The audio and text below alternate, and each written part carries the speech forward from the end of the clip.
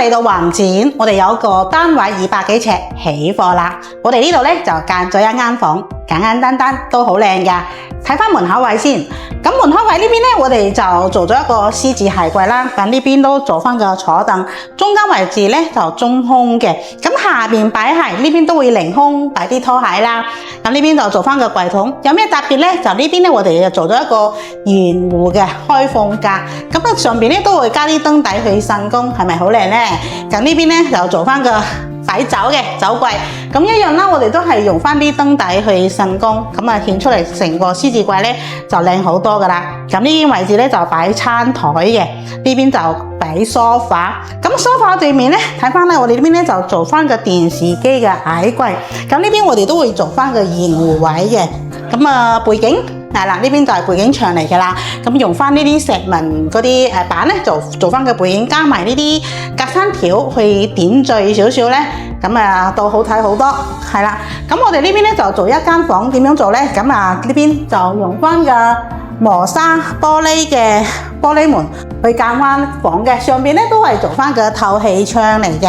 咁呢個位置，咁我哋成排咧係用一個衣櫃嘅組合櫃。咁啊組合櫃咧，咁有個位置就向出面開嘅，做翻個飾櫃，可以擺翻啲獎杯，係啦。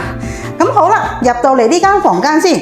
我哋呢間房咧就做咗一個地台床嘅4尺嘅，咁啊從頭啦呢邊咧我哋就做翻個到頂嘅衣櫃嚟嘅，咁啊因為呢邊有個冷氣機位，我哋做翻個薄身啲嘅櫃仔啦，咁啊呢邊咧就可以掛衫，係啦擺衫，呢邊都可以掛衫嘅，係啦呢個位置都可以好多嘢擺。好，咁去到廚房呢度咧，我哋就做翻一個鑽石型嘅 L 型嘅櫥櫃嚟噶。咁呢個咧睇翻呢邊位置，我哋做翻嘅 L 型嘅吊櫃。咁呢個 L 型嘅吊櫃咧就遮翻裏邊嘅喉啦。咁睇翻呢度一樣啦，同呢個位置。咁我哋咁樣打開，咁呢個位置擺嘢度方便擺嘢嚟噶啦。OK， 好，咁啊呢邊位置咧都有少少嘅吊櫃喎，係啦，都可以放翻啲嘢。呢邊斜個位，斜櫃呢邊嗱，呢邊都可以放嘢，都好方便嘅。咁呢邊就煮食爐，呢個就星盤，上邊都係做翻個吊櫃。咁門板一樣啦，我哋都係做翻個高光板嚟嘅。OK 啦，咁好啦，去到廁所。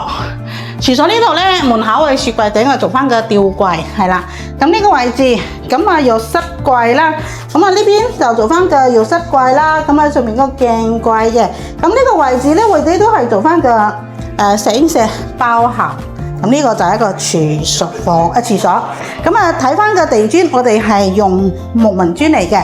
咁呢個單位咧，佢個顏色咧就比較屬於嗰種奶油風嗰啲奶油色嚟嘅，全部呢啲板顏色叫做奶茶色，去做翻呢個設計，襯翻呢個地磚咧都搭配得都幾靚嘅，係啦，牆身咧都係用翻個297就珍珠白。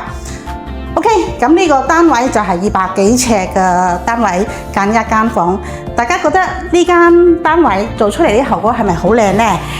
中意嘅隨時 PM我哋幫你手啦 ，OK。